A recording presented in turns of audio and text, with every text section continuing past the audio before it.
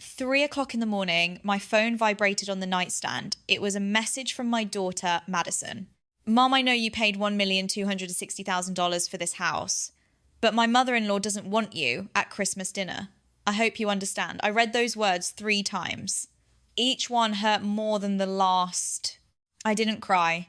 I didn't type back a desperate message begging for an explanation, nor did I allow the heavy, suffocating silence of the bedroom to swallow my remaining pride. Anger wasn't loud this time. It was clinical. I rubbed my eyes, trying to summon a shred of maternal regret, but there was only clarity. This wasn't an emotional breakdown. It was an audit. I stood up in the pitch black room, the chilling wood of the floorboards beneath my bare feet acting as a cold shock to my system.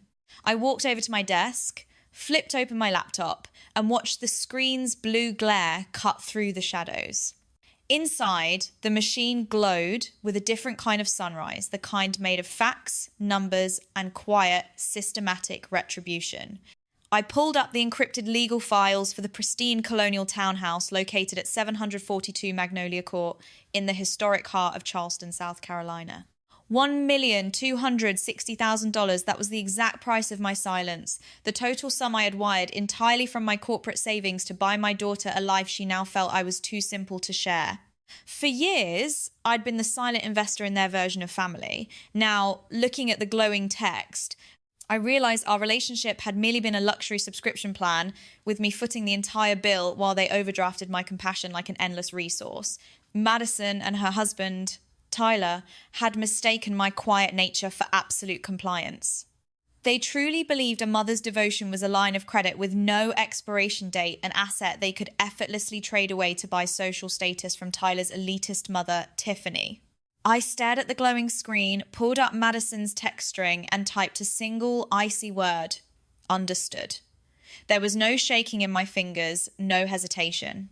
The message sent with a soft, clean click. They weren't shocked by what they'd done. They were only shocked that I'd stopped playing along. But the game was officially over. My 32 years as a senior data analyst had trained me to strip emotion from volatile data sets and lock onto the leverage. I opened a new message thread and sent a high priority message to Marcus, my longtime real estate attorney, a man who built his entire reputation on handling complex asset disputes with lethal precision. My message to him was calm, factual, and completely detached. I requested an immediate, silent counter-strategy to liquidate the townhouse before the holiday week concluded. If Madison and Tyler wanted a Christmas dinner entirely free of my presence, I was more than willing to grant their wish. But they had forgotten the most basic rule of accounting. When you cancel the investor, you immediately lose the asset. I closed my laptop, sat back in the darkness, and listened to the quiet dawn. No one was prepared for what was coming next. In the quiet hours before the city woke up, my mind retraced the ledger of my invisible maternal labour. This wasn't a sudden burst of anger. It was a baseline calculation of years spent putting myself last. For 32 years, I had anchored my life to a high-density desk as a senior data analyst, compressing my own desires to ensure Madison would never know the cold panic of financial insecurity. When she wept over the staggering costs of her dream wedding gown, I didn't question it. I immediately transferred $10,000 from my private savings. And when they needed a home, I liquidated $1,260,000 for that historic Charleston townhouse. I didn't ask for a return on my investment, nor did I demand praises. I only asked for a small room by the window overlooking the magnolia trees, a quiet space to exist when I came to visit. But my compassion had been a luxury they had overdrafted for years. The ultimate violation didn't come from the cold numbers. It came from the systematic destruction of my late husband's memory. The physical centre of that townhouse was supposed to be a custom walnut dining table. I had spent 4 grueling months in my damp garage, hand restoring that piece, breathing in the sharp scent of varnish and fresh sawdust, working the rough edges until the wood grain gleamed. The timber had been salvaged directly from my late husband's former woodworking shop before it was cleared out. Every line in that wood was saturated with my sweat, and his memory, it was our family anchor. Yet during her first walkthrough, Tiffany had run her manicured fingernail over the grain, wrinkled her nose, and loudly declared it too rustic and unrefined for a truly sophisticated home. Instead of defending the legacy of the father who raised her, Madison simply looked at the floor, offering nothing but placid, compliant silence. The townhouse hallway smelled like burnt toast and quiet betrayal. The cracked photo frame from her graduation sat exactly where her apology should have been. For a long time, I kept wondering what I had ever done wrong. Why had I stayed silent? Why did I smile when it stabbed me, whispering to myself that it was okay when absolutely nothing was okay?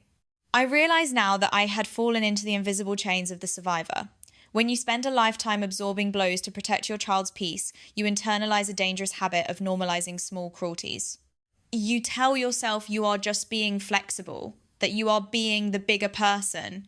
It becomes an emotional cage with no physical bars, a psychological trap where you willingly participate in your own erasure because you assume that your absolute compliance will eventually buy their respect. My sister Vanessa was the one who finally broke the spell. She called me, her voice trembling with indignation, and sent me a screenshot of a digital marketplace. Madison and Tyler had quietly listed my late husband's handcrafted walnut table online behind my back, using my pain to buy a designer sofa Tiffany had recommended. That was the moment the remaining shards of my maternal guilt completely dissolved. My sacrifice had become their transactional plaything. The text message at 3 o'clock in the morning was simply the final chord in a long symphony of systematic exclusion. When the sun rose on December 15th, I refused to initiate the typical codependent cycle of calling to smooth things over. I didn't send an angry message, nor did I reach out to beg for a reconsideration. My complete and calculated silence clearly panicked Madison, but instead of evoking an apology, the family collective doubled down on their toxicity. By noon, my phone lit up with a barrage of texts from Tyler, his words dripping with aggressive gaslighting. He claimed I was throwing a childish tantrum over a simple scheduling mismatch, and that his mother's high-profile country club guests required a highly specific, uniform social aesthetic that my simple corporate background would inevitably disrupt. Madison's subsequent messages offered an even deeper look into her cold entitlement. Rather than feeling a shred of remorse for banishing her own mother from the house I had entirely funded, she actively attacked my boundaries. She text messaged me directly, stating that I was being incredibly dramatic, and that they had actually been forced to lease out my designated guest room to short-term tourists on a rental app for the past month anyway. Tyler apparently needed the extra cash flow to cover their outstanding country club dues. She added that since I always use money to guilt trip them, it was only fair that the space generate revenue for the family. Reading those words, any lingering warmth inside my chest evaporated completely. My compassion had not just been taken for granted, it had been institutionalized as a line of credit for their superficial lifestyle.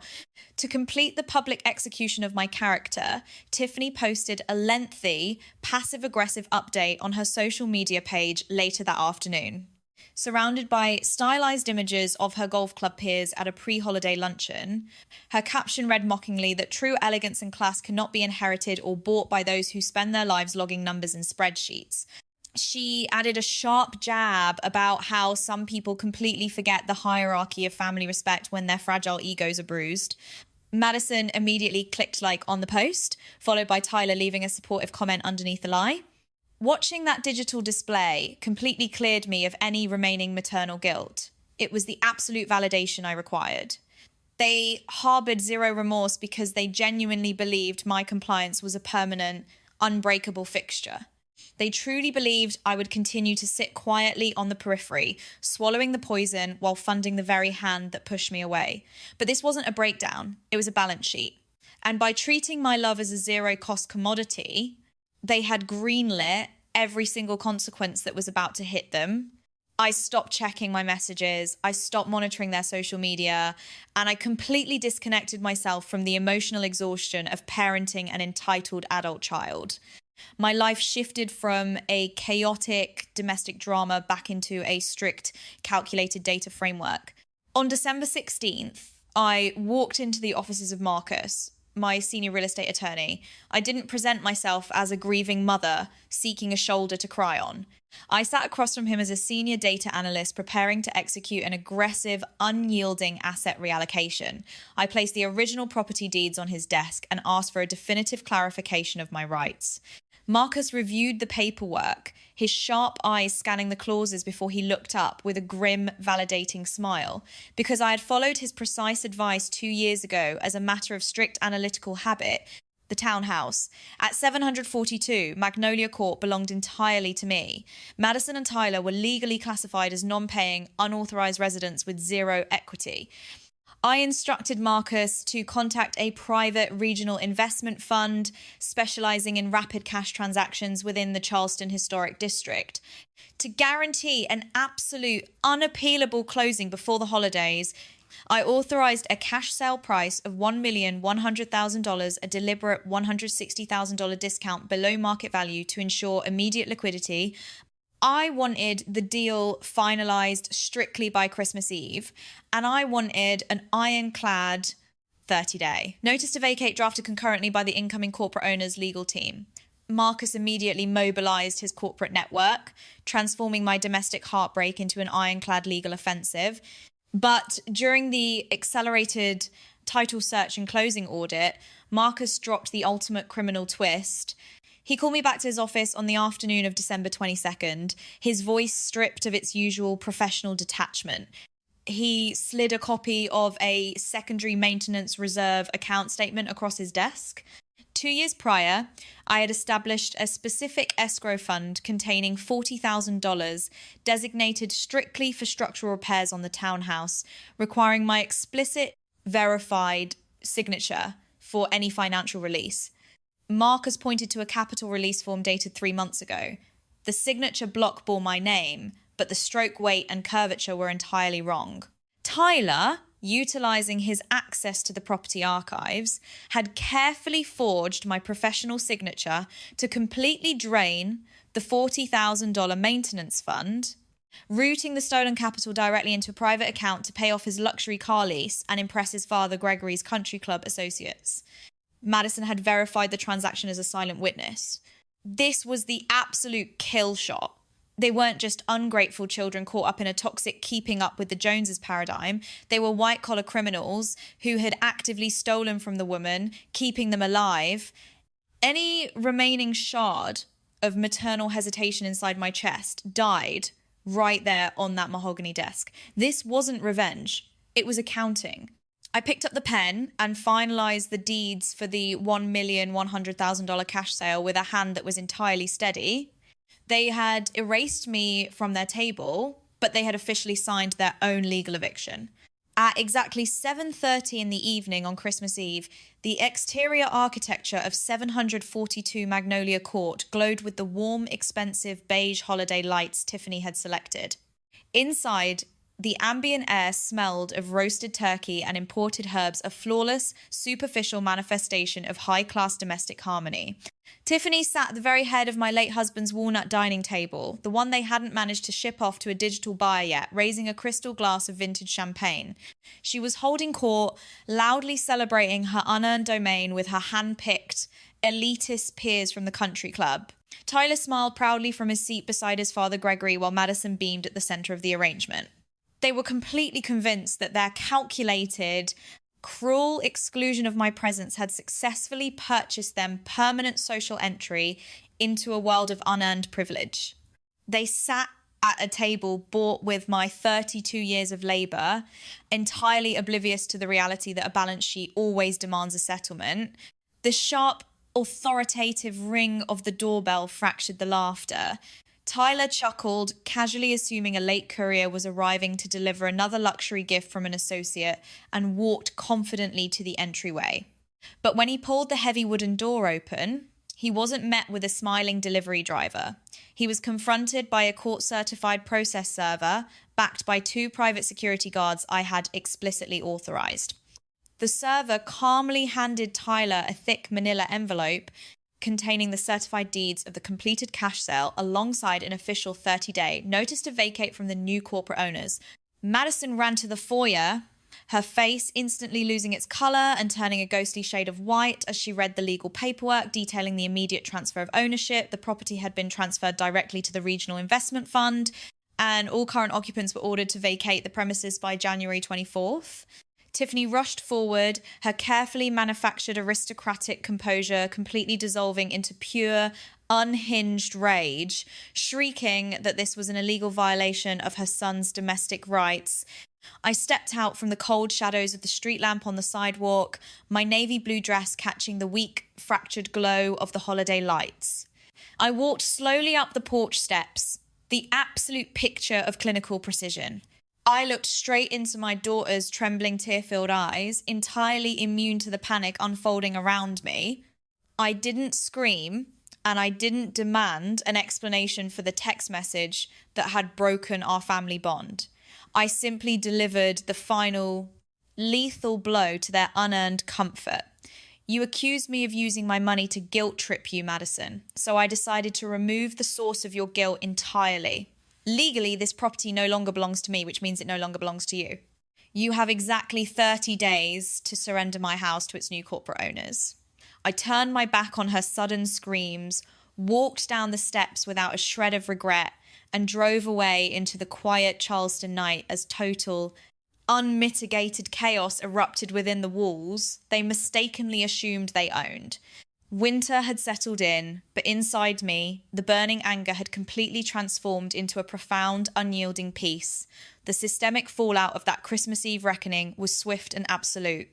Unable to afford the legal defences for forgery and facing immediate eviction, Tyler and Madison were forced to liquidate their luxury vehicle leases and relocate to a cramped, low-budget, two-bedroom apartment on the industrial outskirts of the city. Tiffany's hollow empire shattered overnight. As rumours of her son's financial fraud and their public eviction rippled through the Charleston Historic District, her country club peers quietly withdrew their invitations, leaving her isolated within the superficial social sphere she valued more than human decency. Tyler eventually took accountability, setting a permanent boundary with his mother for the first time in his life, which forced Madison to finally look in the mirror and recognise the catastrophic cost of her entitlement. Watching their rapid collapse, I realised a deep truth about the nature of power. The unearned status, the arrogance, and the absolute control that Tiffany, Tyler, and Madison wielded for years were nothing more than an artificial illusion. Their authority was a house of cards rented entirely through my silent labour and compliance. The moment I revoked my capital and reclaimed the asset, their unearned power instantly vaporised because it possessed no internal moral foundation. If you cannot maintain a high-class lifestyle when the structure is built on the theft and exploitation of the very person keeping you alive. I stepped away from the cold spreadsheets and financial ledgers that had defined my career for decades, trading them for the soft scratch of charcoal and the rich, authentic smell of oil paints. Sitting by the window of my new apartment, watching a clear, pale winter sunset break through the glass, I finally recognised the woman looking back at me. I was no longer a shadow existing to fund someone else's comfort. I was whole. If you find yourself in a similar situation, standing on the periphery of your own family, diminishing your own size just to accommodate someone else's fragile ego, remember this hard-earned lesson. Sacrifice without explicit reciprocity is not a virtue. It is structural abuse disguised as love. You are not a bad mother for setting boundaries, and you are not cruel for defending your own dignity. Forgiveness isn't always for the other person. Sometimes it is the only way to set yourself free. True love does not demand your absolute erasure. Your worth exists simply because you exist, and you do not need anyone's permission or approval to be luminous. As we close this journey together, take a second to drop a comment below. Let me know where you're listening from and your thoughts on Catherine's choice. I'd love to welcome you to our community. If my journey touched something inside your soul, please subscribe, click the notification bell, and share this video with a mother or a woman who needs to find the courage to reclaim her full size today. God bless you, and until next time.